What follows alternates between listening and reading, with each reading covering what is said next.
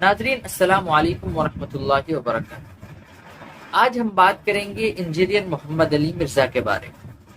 یہ وہ شخص ہے جو امت کے مقدس ترین نفوس صحابہ کرام رضوان اللہ علیہ مجمعین کی شان میں گستاخیاں کرتا ہے۔ وہ زبان جسے حق کے لیے وقف ہونا تھا، وہ زبان آج زہر اگلتی ہے۔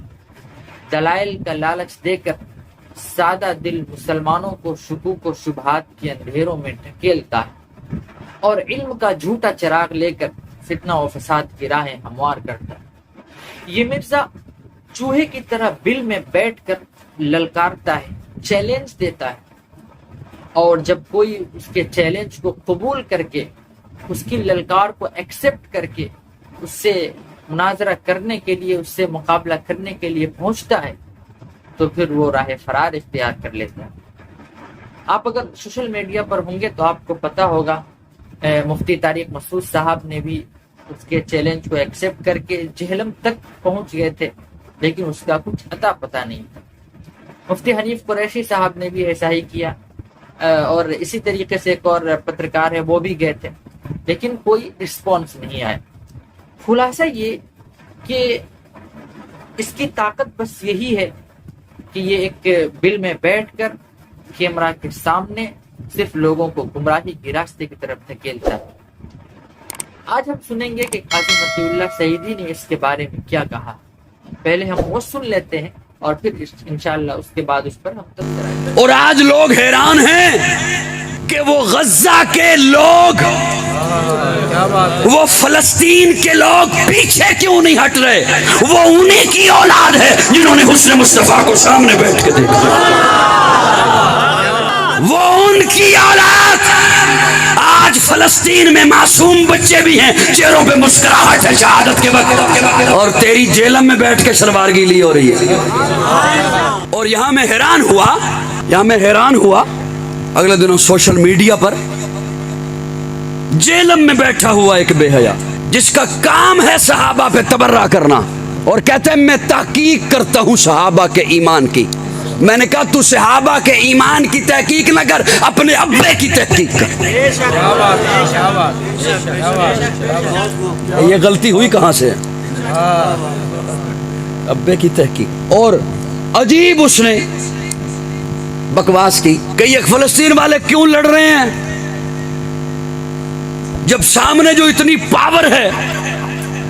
اور میں جملہ کیا سناؤں آپ کو، آپ حیران ہو جائیں گے، لیکن بس آج کی مجلس میں آ گیا جملہ میں کیا کر سکتا ہوں۔ کہنے لگا کہ سامنے خالد بن ولید بھی ہو تو ٹینک ہو تو وہ کیا کر سکتا ہے؟ تجھے کیا علم صحابہ کی عظمت کا، صحابہ کی عظمت و حرمت کا؟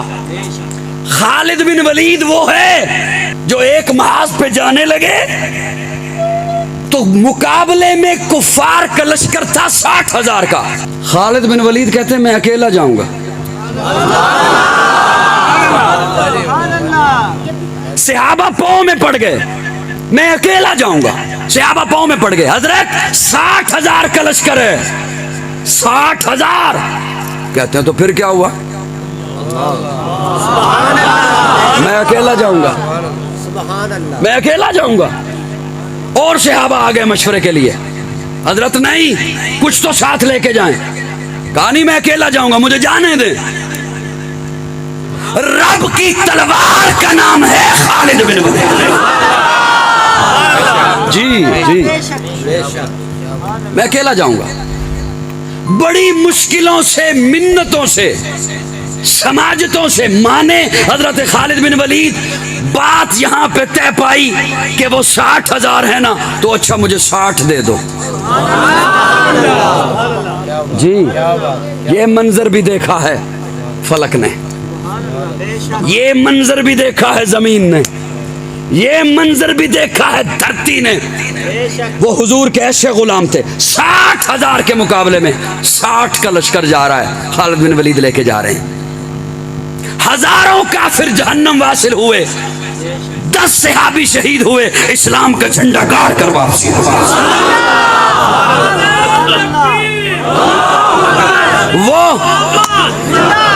وہ ان کی اولاد آج آج فلسطین میں معصوم بچے بھی ہیں، چہروں پہ مسکراہٹ ہے شہادت کے وقت، اور تیری جیلم میں بیٹھ کے شلوار گیلی ہو رہی ہے۔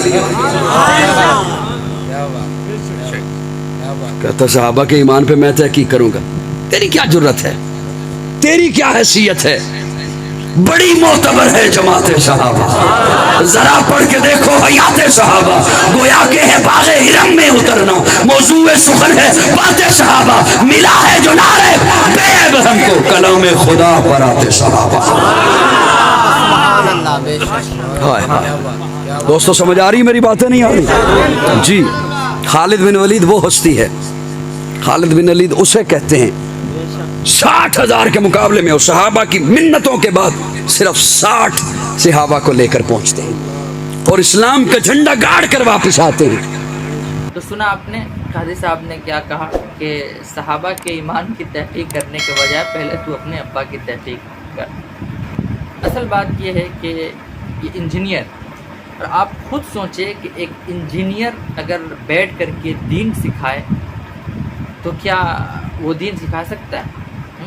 بھلا وہ انسان جو 10 سال 12 سال دین سیکھنے میں محنت کی ہے، اچھی طریقے سے دین سیکھا ہے، وہ دین سکھائیں گے، مسئلہ مسائل وہ بتائیں گے، یا پھر وہ جو اپنی پوری زندگی پلمبری میں وقف کر دیا؟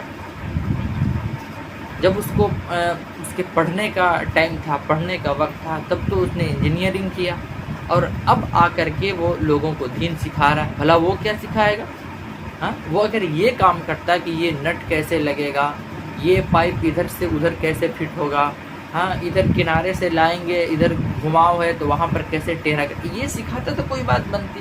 ہاں، سیکھا انجینئرنگ، پلمبرنگ، اور آ کر کے یہاں پر دین سکھا رہا۔ حقیقت یہ ہے کہ اس کے اندر نہ کوئی اسکل ہے کہ کچھ سکھا کر کے، کچھ کر کر کے اور اس کو لوگوں کو فائدہ پہنچایا جائے، اور نہ ہی دین ہے اس کے پاس۔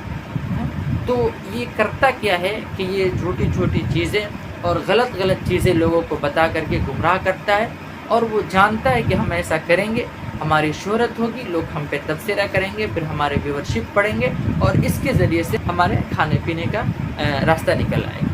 خیر، آپ اس کے بارے میں کیا کہیں گے مجھے کمنٹ باکس میں ضرور بتائیں۔ جب تک اجازت دیجیے، انشاءاللہ پھر ملیں گے کسی نئی ویڈیو۔ السلام علیکم ورحمۃ اللہ وبرکاتہ۔